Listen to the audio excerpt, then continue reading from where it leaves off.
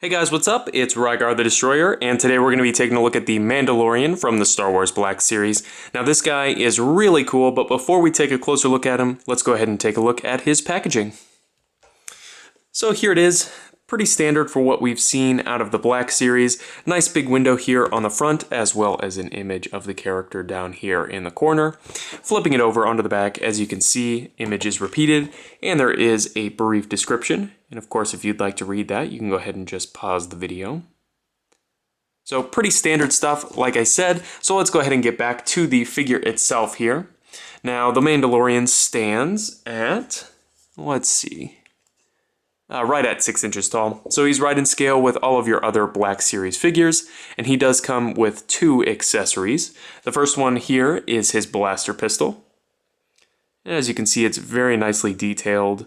And it does have a little bit of paintwork on it, which does look nice. And of course, this can be placed into the holster on his side here. Let me go ahead and show you that. Yeah, just like that. And then this little buckle can be put over it if you'd like. Now his next accessory is this blaster rifle here. And as you can see, just like the other one, very nicely detailed. As you can see, there's even some little tiny rivets or screws or something, which is really cool. Definitely a nice touch on there. And the paintwork is really nice. And I guess I wouldn't be a huge fan if I didn't mention this is modeled off of the Boba Fett rifle from the Star Wars Christmas special. So that's a really cool kind of nod that they did, which I think is really cool. Other features of this rifle are that it does plug into this little hole on the Mandalorian's back. And it does fit in there. The peg hole is very shallow, so that's about as deep as you can get it in there. And then when the cape is laid over it, it doesn't really interfere that much. It doesn't look that strange to me, especially when the figure is posed. The only thing I really don't like about this is that it's very easy to knock out of there. Because that peg hole is so shallow, it doesn't leave a lot of purchase for that peg to sit in there, and it's definitely easy to knock off. As far as articulation on this figure goes, it's really, really well done.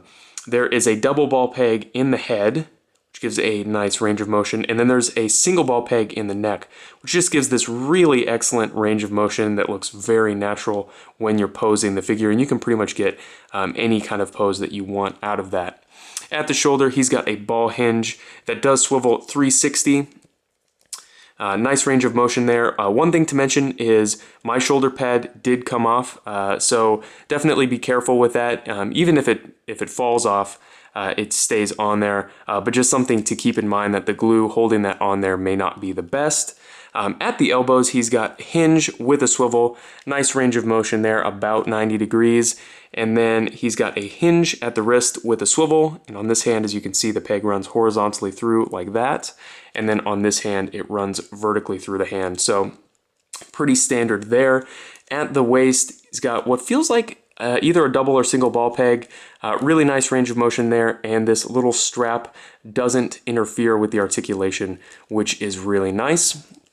At the hips, he's got T-joints. Again, nice range of motion there. Even this little piece of armor is soft, so it doesn't impede the articulation. Then he's got a thigh swivel, double jointed knees, really nice range of motion there, and then hinged ankles with an ankle rocker. So overall, just a really cool looking figure, and then a really well done figure. I think definitely looks cool.